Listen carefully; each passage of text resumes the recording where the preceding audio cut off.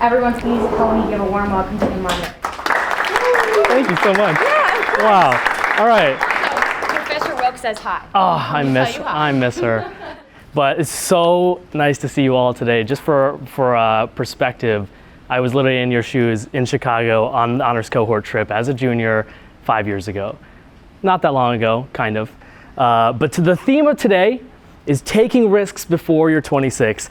And there's so much more that I'm going to talk about. There's a lot that's happened over the last couple of years. If you have questions, I recommend writing them down and save them for the end, because my story goes from here to there, then here, a little bit over there, sometimes over there. And I think it ends right over there. So if you have a question here, you're going to forget it by the time we get over there.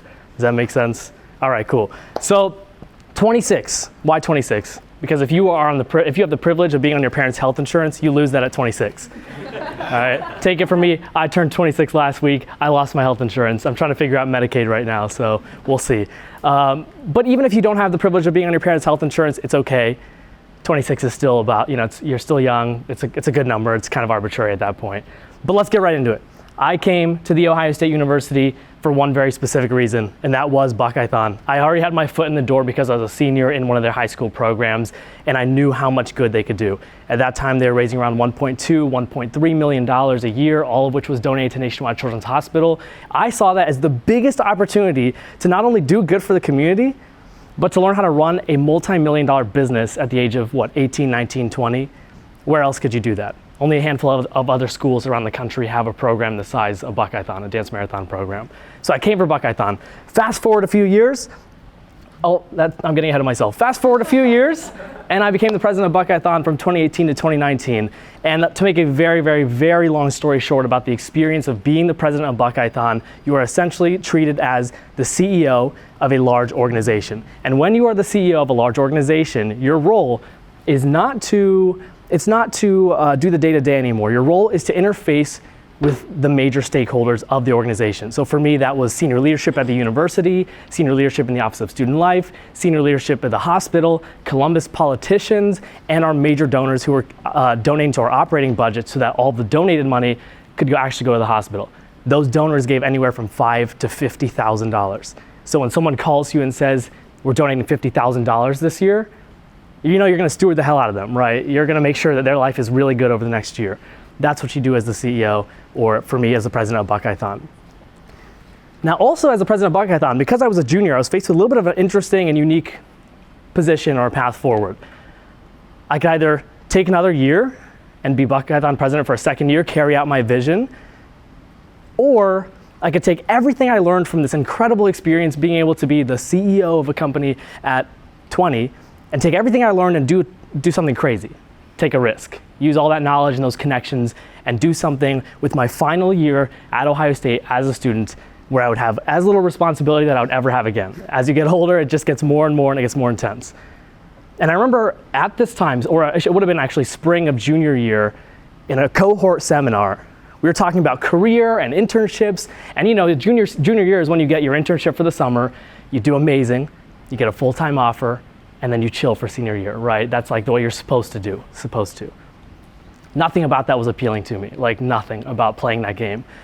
My peers were getting amazing internships, just like all of you will. Some of you probably already have one, which is also transparently crazy, But I remember turning to my peers and I said, I don't know what I would learn more from doing what all of you are doing in one of my final summers ever, because after you graduate, it's just working till you die. It just sucks.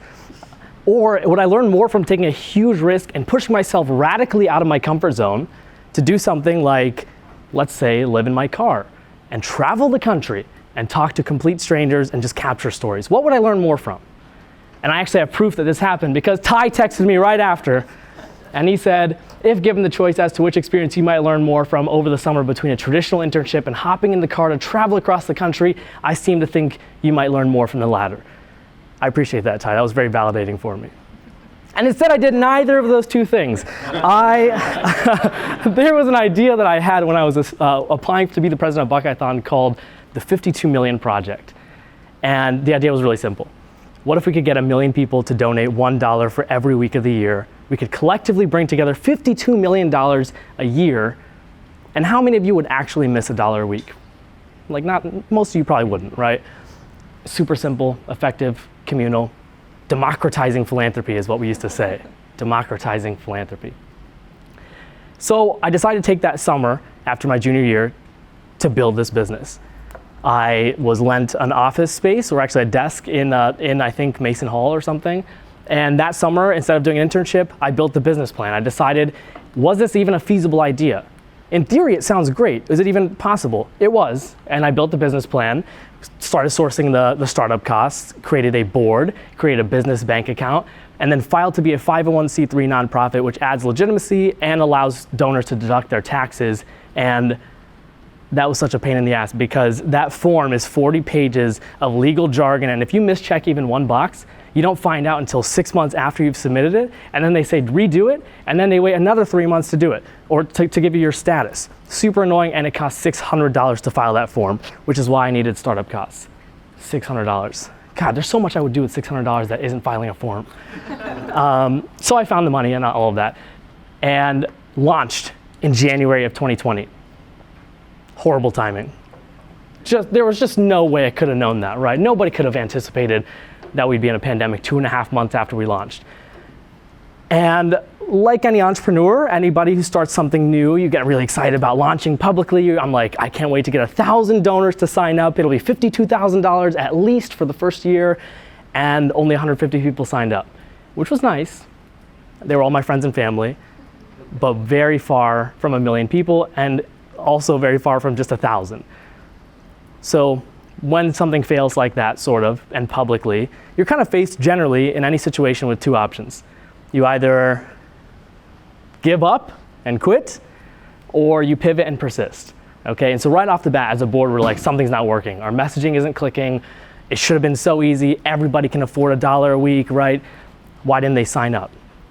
And so we did some thinking, and actually thanks to some really good questions from Mohit. He and I met here in Chicago the week that the pandemic started during my spring break. And he asked me a lot of great questions and said, you know what? The 52 Million Project, the model as it was you picked 3 different impact areas. You picked one of them. It was either fighting extreme poverty, improving animal welfare, or ensuring a strong future for the planet, climate change. And then we would redistribute those funds throughout the year. Too much, it was too complicated. And Mohit was like, you talk about $1 a week, but nothing's actually happening every week. And I was like, oh my God, you're right. So we pivoted to the 52 Million Project, donate $1 a week, and every week it goes to a different nonprofit fighting poverty. Every Monday you get a 1-minute email that says, this is the nonprofit you're supporting, here's how many people are part of our movement right now, and here's what they can do with that amount. So for example, if the Mid-Ohio Food Bank got $500 because 500 of our donors are giving $1 a week, they could take that $500 and turn it into $5,000 worth of food for people experiencing food insecurity. All because 500 people gave up $1. Pretty cool. And then the next week, it might go to a domestic violence shelter. And for a domestic violence shelter for $500, they can provide a safe and secure place for someone experiencing domestic violence for 2 or 3 nights. Which doesn't sound like a lot, but when you're afraid that your partner might end your life, 2 or 3 nights is everything. All because 500 people gave up $1. It was beautiful. It was so simple, it was so easy to explain, and the impact was every single week. And so we did that for the rest of 2020, and we tried a bunch of different things, a lot of different messaging, a lot of different marketing. A little George goes a long way. Look at how cute he is. Who wouldn't want to give $1 a week to little George? A George meaning $1, of course. Didn't work. 52 Million Project, it's so easy, Jeff can do it. Who's Jeff? Jeff's our oldest board member. And in a board meeting, when we were talking about like why aren't people signing up, his wife, who was also on the board, goes, I can't believe it. I mean, come on, it's so easy, Jeff can do it. And so we ran a campaign where we said, it's so easy, Jeff can do it. Didn't work. We tried a bunch of different things in 2020, and we figured out a lot along the way. It became very clear that it was extremely difficult. Even going into 2021, I was feeling so confident, and still, it was so difficult.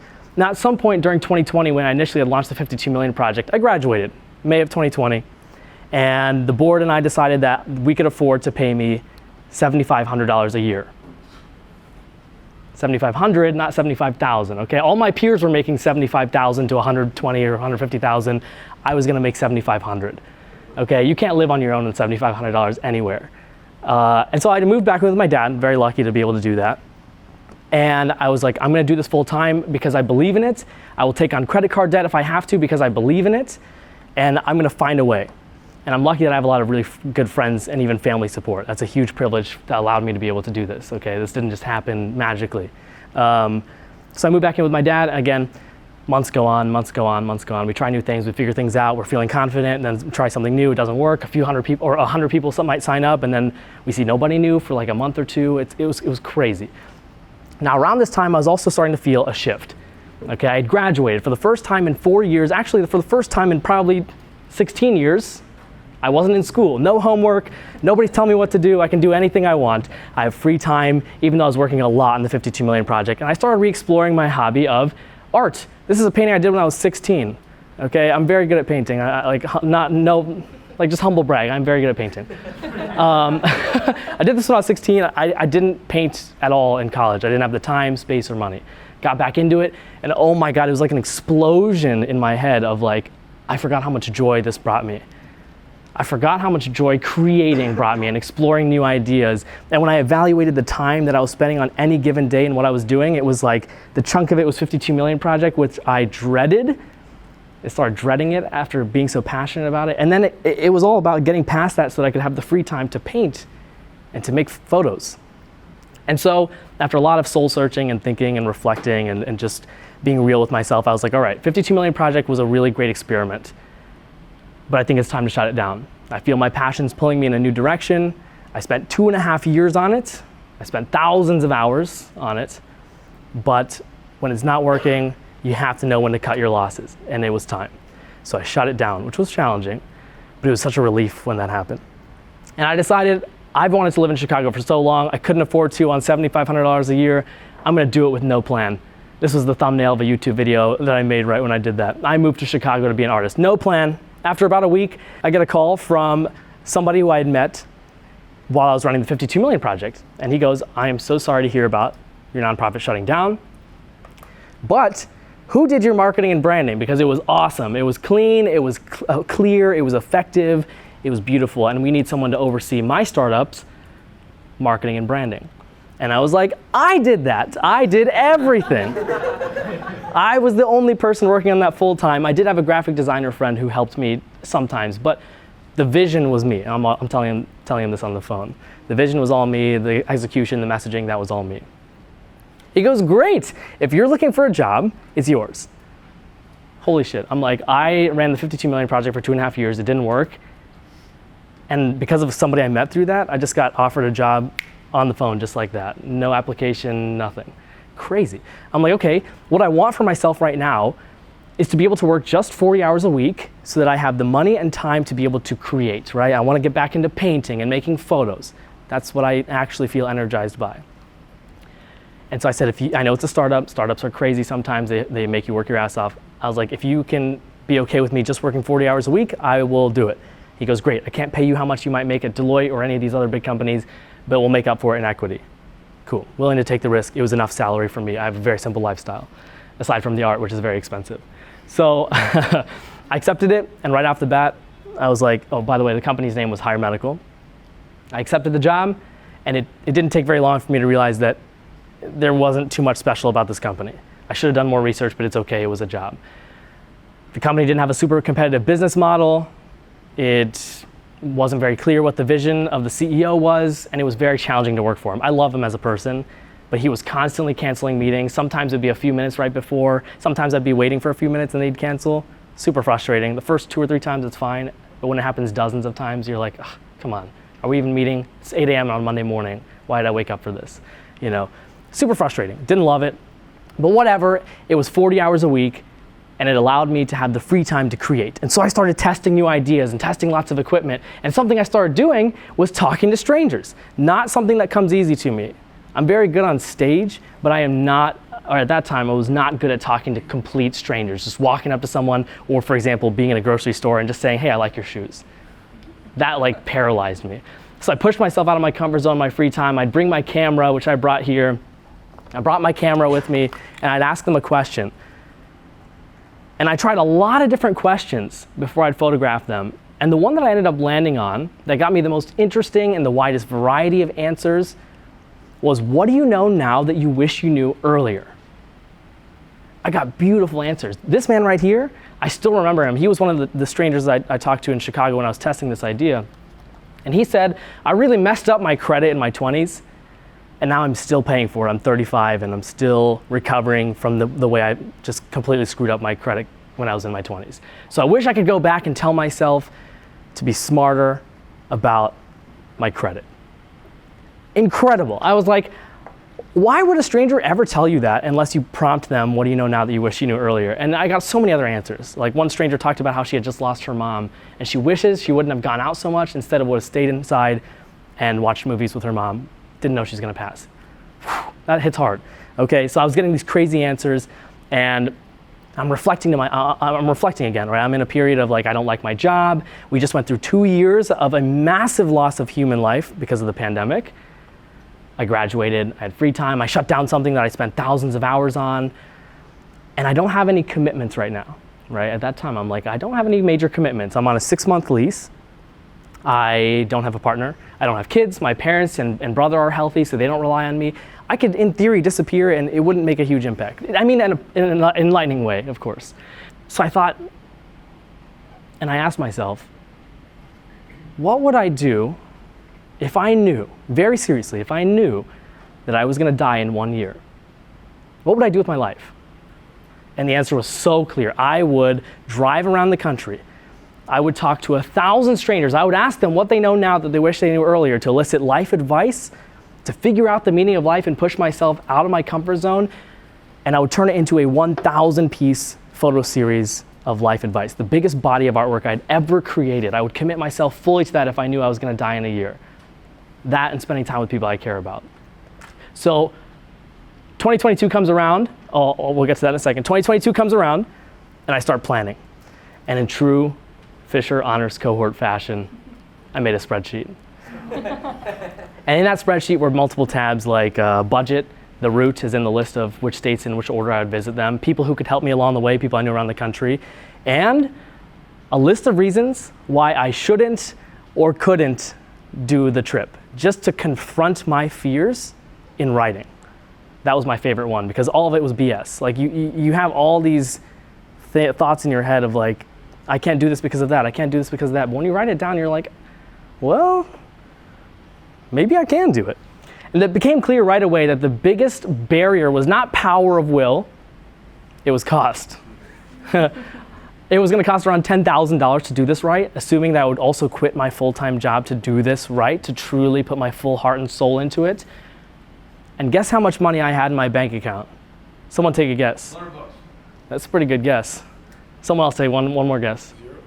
Zero is also a good guess. I had $500.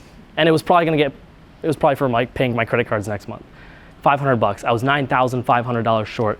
But I was like, I have never felt more compelled in my life to do anything. I didn't feel this compulsion when I was running the 52 Million Project. I didn't feel it even with Buckeyethon. It was like something inside me, like a fire had lit itself and there was no putting it out. I was like, I am gonna find a way to do this. Because if people can take a loan to do 4 years of undergrad and take a $250,000 loan to do that, that's bonkers. If they can do that, I can spend $10,000 I don't have. If someone can take out a loan to have a $50,000 wedding that people are gonna talk crap about anyway, I can spend $10,000 I don't have. So I'll find a way. So I made a Patreon for friends and family to support. A few $1,000s came in that way. I reduced my lifestyle while finishing out my job at Higher Medical so that I could save as much as I possibly could. And then I took out a personal loan to consolidate my credit card debt and fund the rest of the cost of the trip. Not a good idea generally, but again, I had never felt so compelled in my life. And in April of 2022, I gave my 6 weeks notice to my boss because I knew that 2 weeks would absolutely wreck them. You do not owe anybody a 6 weeks notice. I didn't owe him that, but I didn't want to burn a bridge. Okay, I didn't want to burn a bridge. I gave him 6 weeks notice. And in April of 2022, I took my cats and my things and I moved back to Columbus where my car was. And that was where my dad lives as well. And I got ready. I tinted my windows so that I could have privacy while I slept. It was so dark you couldn't even see there in the day. And I got ready, I packed up my car, and on May 10th, 2022, I left. And I would go into downtown areas and parks and small shops and anywhere where people might be, and I'd walk up to someone and I'd say, "Excuse me, can I ask you a question real quick?" Sorry, hold on, let me do that one more time. I always had my camera in my hand just like this. Excuse me, can I ask you a question real quick? Yeah. Yeah, okay, yeah. Usually it wasn't that enthusiastic, but 99% of people said yes. What's up? Sure, what's going on? A little bit of caution in their voice, right? I did a lot of things to make myself more approachable. I always kept a clean-shaven face in case that would make someone more at ease with me. I wore my yellow Crocs most of the time because a man in yellow Crocs is not gonna hurt you. Okay? And I always had this huge smile on my face, like animated, just to make sure people were safe with me. I generally kept this distance too, especially with women, because women, I understand you have to be careful around men. I didn't want to be alarming to anybody. I kept an extra distance. But 99% of people said yes. And then I'd say, so I'm currently driving across the country, I'm talking to 1,000 strangers, and I'm asking them for life advice. If you got 2 minutes, I'd love to ask you a life question, then take your photo on my old camera here. Yeah, that's awesome. Sweet, yeah.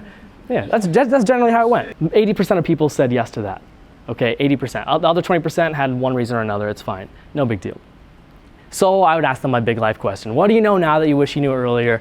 What did you have to learn the hard way? What do you wish you could tell yourself when you were younger? And I got the most remarkable answers from all across the country. Again, I went to all the lower 48 states. I got the most incredible answers. For example, the first stranger I talked to, this was actually in Harvard. This was somebody else. This guy is gonna definitely be the president one day. Like, his answer was unbelievable. He's in education, whatever. The first stranger I talked to was in Rising Sun, Ohio, and his life advice was spend more time with your parents before they're gone.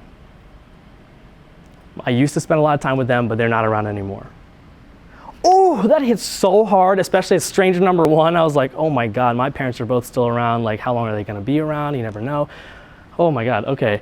Other strangers talked about, this guy, for example, talked about how hard work pays off. But people generally shared something sentimental, vulnerable, and real with me. Other times they shared something more practical and specific. A lot of strangers talked about trusting your gut. A lot of strangers talked about trusting your gut. This woman I met in South Carolina who said, I knew when I married that man in my 20s that there was something bad about him. I knew it. And I married him anyway, and I paid the price for it. But I'm doing a lot better now that I'm on my own. Other people, this stranger talked about the same thing, trust your gut. I met the stranger during a protest in Salt Lake City right on the day that Roe v. Wade was overturned. And they said, I knew I was trans in middle school. I knew it. I knew it deep down in my gut that I was trans in middle school. And I was part of a very religious church that very much believed in traditional women roles. And I was brainwashed and gaslit into believing that I was a woman. But now that I'm free, I know that I am trans and I'm proud to be here. Beautiful. Trust your gut. Other people gave more practical and specific advice. I met her in an antique store in Purcell, Oklahoma, like a tiny middle of nowhere town. And she comes to me as I'm walking out of her store and she goes, hey, don't let the sex cloud the judgment when you're looking for your life partner. They should be your best friend above all. And I was like, that's pretty good advice, actually. She's so sweet, you know? And I was nervous about going into the South, especially being a man of color. I was like, what is gonna happen? I've never been in the Deep South. I've definitely never been, and I'd have no desire to be, in small towns in the Deep South. And I actually experienced a lot of kindness, which was, I don't know, I was surprised. Maybe it was a fluke, maybe not, I don't know. This stranger talked about how she didn't find her life partner until she was in her 40s. She moved here and there and this and that, did this and that. She talked about how it's way more important, and what she wishes she could have told her younger self is that focus on taking one step at a time, one foot in front of the other. Don't worry so much about finding your life partner, it'll happen. She's like, I have no regrets about the way my life shaped out, I'm so glad I have him now.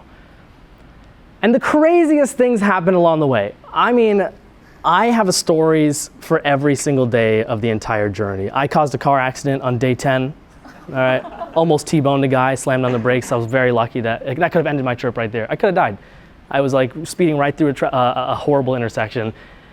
That wasn't it, I'll get to that in a second. I got shoved by a stranger in New Orleans for no reason. That was one very, very, very unusual example of someone being aggressive or hostile towards me. I got a matching tattoo with a man who was dying of cancer. He's from Toledo, Ohio. I'm from Columbus, Ohio. I met him in Colorado Springs in the 1 hour that I was there. What are the odds? He had stage 4 cancer, was using the remaining time getting matching tattoos with complete strangers. I was stranger number 435 to get a matching tattoo with him. And it was my first tattoo, by the way. I now have like 8. He told me I was gonna get hooked. He was right. I met a stranger in Mississippi in a coffee shop who came up to me first because we were both photographers and he somehow knew, who ended up hosting me in his home with his wife and kids, taught me how to ride a motorcycle, and let me hold his military-grade guns. I had never held a gun before. Crazy. One more example, an RV tipped over on the middle of the highway in the middle of nowhere, Colorado, because of the wind. And because of that, we got stuck there for 2 hours, and I met 5 strangers there who became part of my project, one of whom I still keep in touch with. You can look him up. His name's Black Carl. He's a DJ, and he's pretty big, actually. Would not have met him if an RV didn't tip over. If that's not the butterfly effect, I don't know what is. So crazy things happen. And all these crazy things happened because I took a huge risk. I was 24 when I did this. I took a huge risk. I quit my job. I left everything behind. I lived in the front seat of my car at rest areas. All these crazy adventures and stories and amazing life lessons happened because I took a big risk for something that I believed in. And I had a lot of time to think. A lot of time to think. 15,298 miles of driving will give you a lot of time to think. And I was like, I'm learning so much, but I'm doing this trip for me. I'm doing it to figure out the meaning of life and to push myself out of my comfort zone. I'm doing this for me. So what happens next? What do I even do with this? And around the midway point, after I'd heard hundreds of pieces of life advice, I was like, this is incredible. I'm meeting people who look different from me, who are different genders, different ages, different heights, different whatever, in various regions of the country who were telling me the same things over and over and over again. And it was a little bit annoying because I think maybe naively I was hoping to get 1,000 different pieces of advice, which is just not possible. But then I realized there must be some truth to it. There's got to be some truth to the things I'm hearing over and over and over and over again. I have to share this. The world needs to see this. I think this can play a small role in bringing people together to show that when you see someone who looks different from you and lives far away from you or might be a different age, who has experienced the same hardship that you have, maybe, just maybe, you can look at that person and say, we have a lot more in common than we think. So I decided there were going to be 3 ways to share it. The first way being the free way, social media. The second way being the paid way. I can make a little bit of money from this, and money really was not the objective of this. A book would be the paid way. And the third way would be artist credibility. I want to build my reputation as an artist, so I'll exhibit the artwork. So, it took me 84 days, 15,298 miles to all the lower 48 states and DC to ask 1,000 strangers for life advice. It actually was 1,024, which was a very small buffer. And when I got back, let me remind you that I had not seen my photos yet. I shot it in film on this 50-year-old camera. I had seen 12 of my photos. I had no idea if the rest turned out. Film cameras are finicky. If they call them pinholes. If a tiny pinhole of light gets in there, it ruins the image. I got 1 roll developed at the halfway point to make sure that my camera was working right, and it was. So I was like, first half of photos, probably gonna be all right. Second half, who knows? No backup, no digital backup, no idea. This is what they look like. I just had 87 rolls of this, and they each hold 12 photos. So I get back to Columbus, Ohio. I'm in my dad's kitchen. I'm developing the film, and roll after roll after roll turns out perfect. Every single roll came out perfect. And that's me being crazy and digitizing my film. The whole process of developing the film, digitizing, and then they are negative, and then inverting the film, editing it, and then transcribing the advice from the strangers, because I'd hand them a little microphone and I could keep track that way, transcribing and then polishing, took 1,000 hours in my free time after I got back. So when I got back too, I was out of money. Okay, the theme of this is like, no money.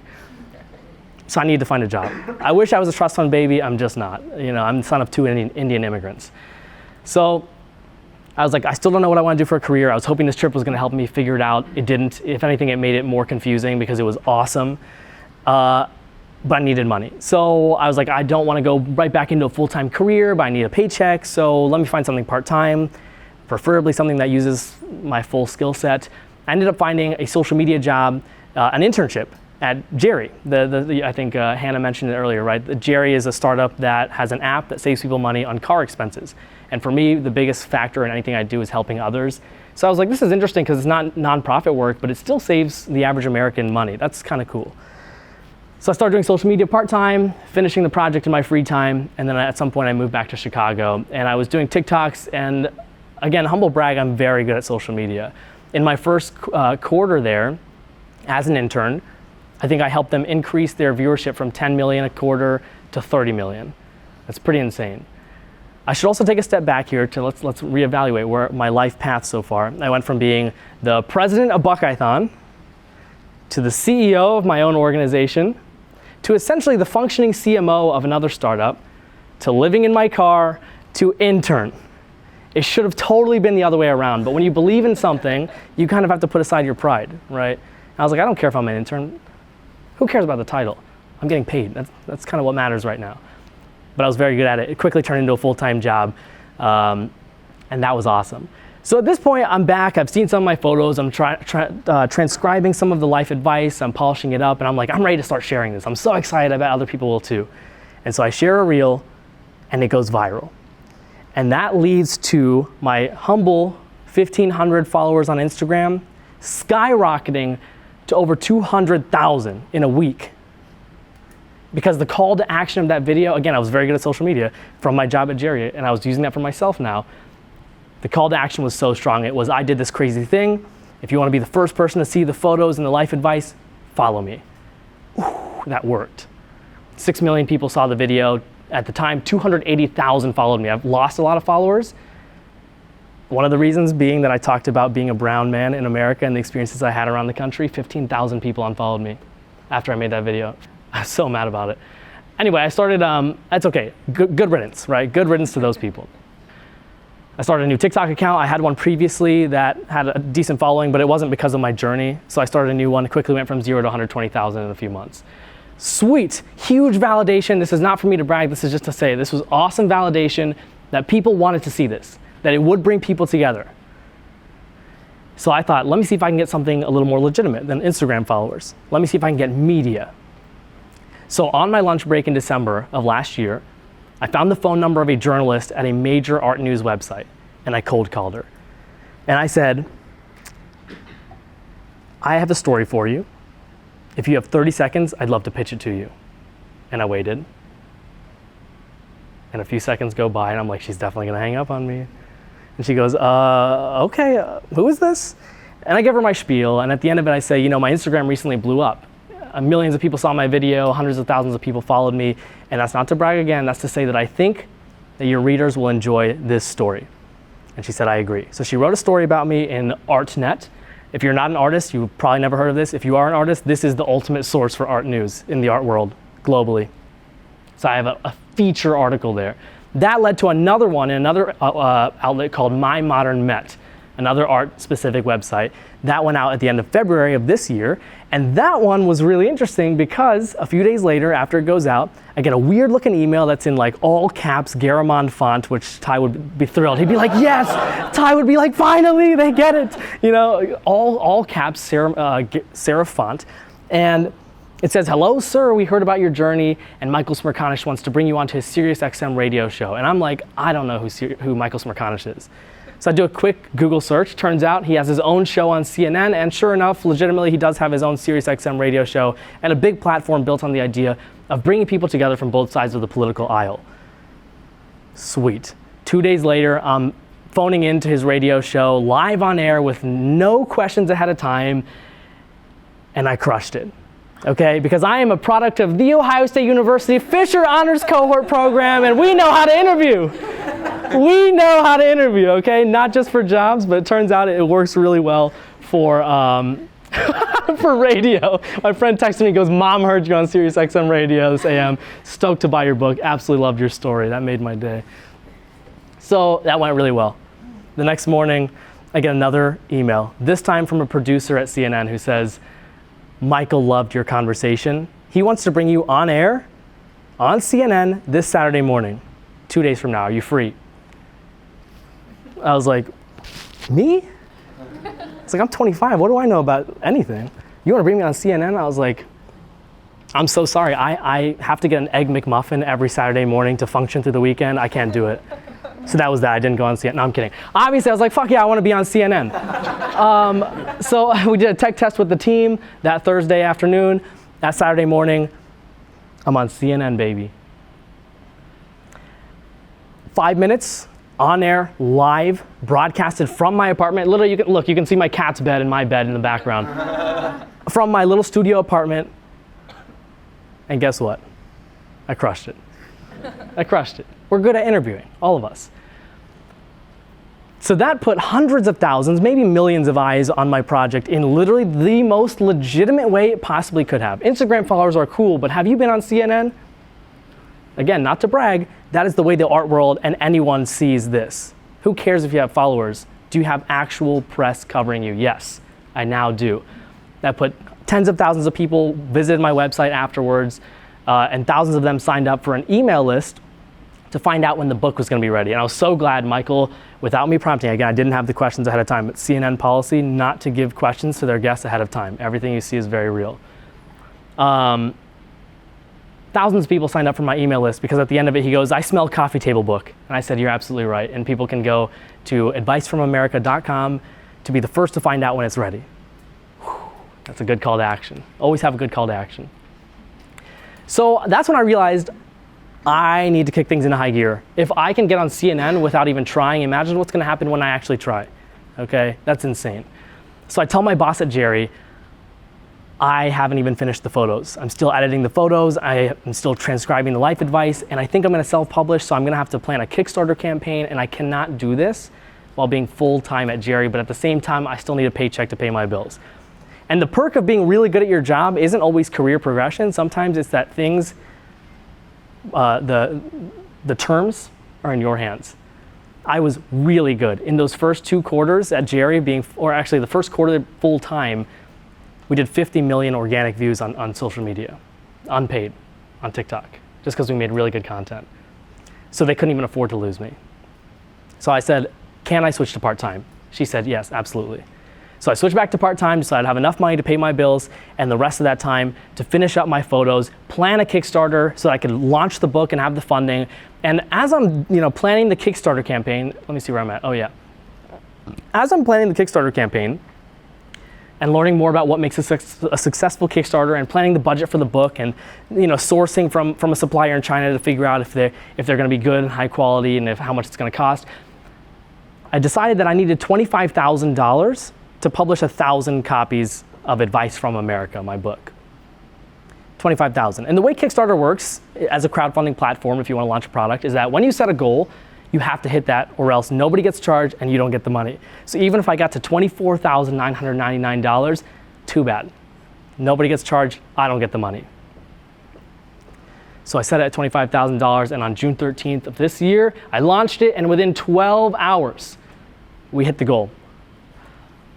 $25,000 in 12 hours.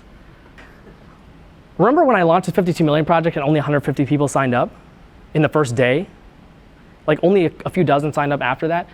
This was crazy. I was like, all that experience and all that learning from there led me to a point where I could run a Kickstarter campaign and launch it so effectively that I could raise $25,000 in 12 hours. It ran for 30 days. It has to run for a specific time period. I chose 30 days. And by the end of it, we had raised right under $70,000 from almost 1,000 people who wanted this book and pre-ordered it. Pretty cool. So that was a few months ago. That ended in July 13th this year. That was only a few months ago, and the money hit my bank account, and I started doing the damn thing. I finished the transcriptions. I had already finished the photos. I polished it up because people are not very eloquent in actual conversation. And then I sent it to an editor to have her polish it up even further. I wrote about 13,000 words of essays and things that I experienced around the country. In addition to the advice from the stranger, she polished that up and helped me improve it. A designer put together the actual file for the book. And I decided that I had the budget with a little bit more and extra to print 2,500 books. As of in a few hours, the printing will have started for those books. Okay, the books will, 2,500 copies, each weighing 7 pounds. 672 pages with all 1,000 pieces of life advice in the photos will make their way from Fuzhou, China to Chicago, Illinois at my storage unit. I'll ship out the first 1,100 after hand numbering them. Those are the ones that were ordered from Kickstarter, and I promised hand numbers that they would know that they got seriously one of the first copies in history of my book. I'll hand number 1,100 of them, ship them out, and the rest will go to Amazon. And people will be able to get it on Prime, 1 or 2 day delivery, which is pretty neat. So that was a lot about me, because I'm a big believer that advice and learning is best given by hearing others' experiences instead of being told what to do. But what does this mean for you? What is all of that? What is Buckeython, 52 Million Project, Higher Medical, Living in My Car, Jerry, and now Advice for America? What does that mean for you? You're all juniors in college. All right, you have 2 years left. Some of you might take an extra year, that's fine. You have a few years left of college. You're probably hoping that an internship will help you figure out what you want to do in your job. Some of you might already know, and some of you might not. I definitely didn't, by the way. I did not know when I was in your shoes what I wanted to do. You're hoping an internship will help you figure it out, and it probably will.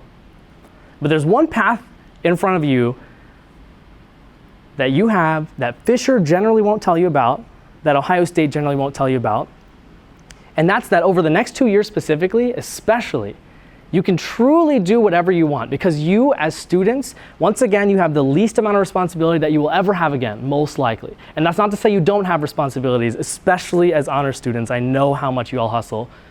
That's not to say you don't have responsibility or accountability or consequences. But as you get older, it gets more and more in quantity and more intense. Right now, you most likely don't have a kid. You most likely don't have a partner that you live with. You most likely, there's something I'm forgetting. I don't know, you don't have those huge responsibilities. Oh, your parents might be healthy. When your parents get sick, who's gonna take care of them? Probably you. And that's gonna make it a lot harder to take a big old risk. So the next 2 years specifically, as a student, are so crucial if you want to start something or take an initiative, because everybody wants to help students. Let me say that one more time. Everybody wants to help students. What I'm doing right now is what I do as a full-time job now. I'm a motivational speaker in addition to my authorship and artistry.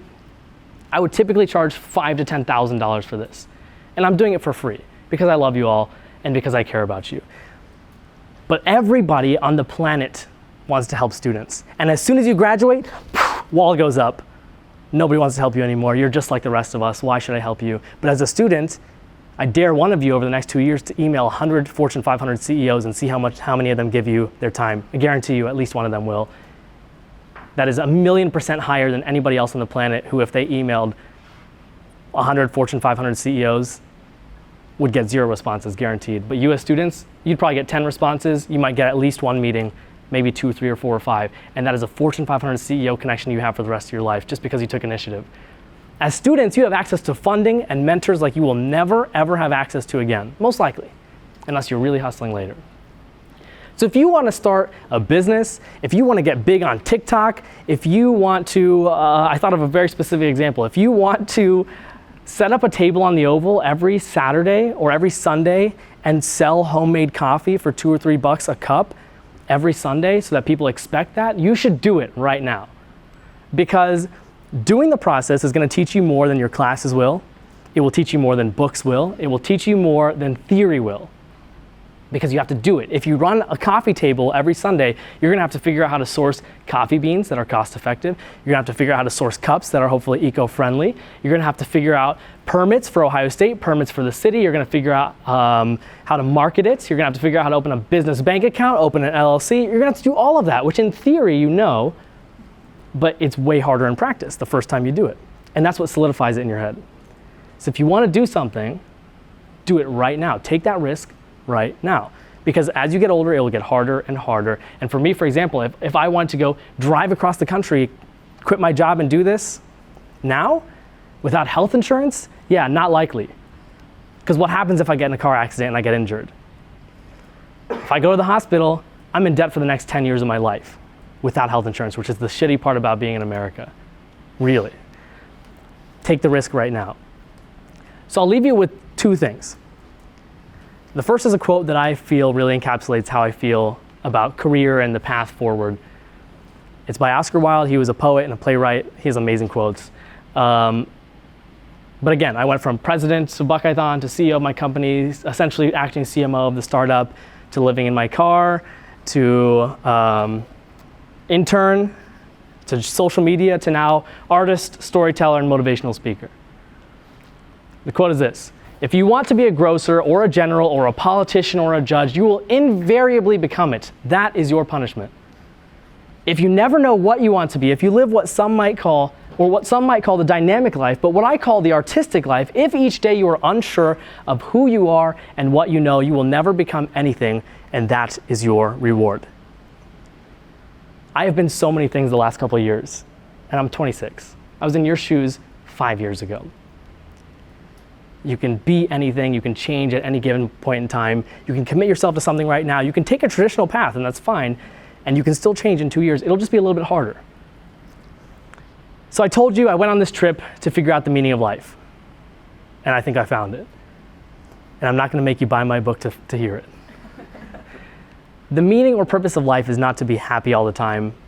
It's not to avoid hardships. It's not to live forever.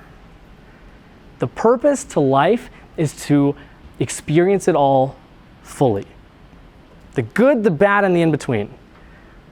Because I can guarantee you, no matter how much money you're making, no matter what career you have, no matter how great your partner ends up being, no matter where you live, there will be highs and lows, ups and downs, and a lot of the in-between. But if you can experience it all fully, it will not matter if you only get to live 25 years or 75 years, because you will have made the most of it regardless. We all have so much more in common than we think. Thank you so much for letting me share my story. I really appreciate you all being here.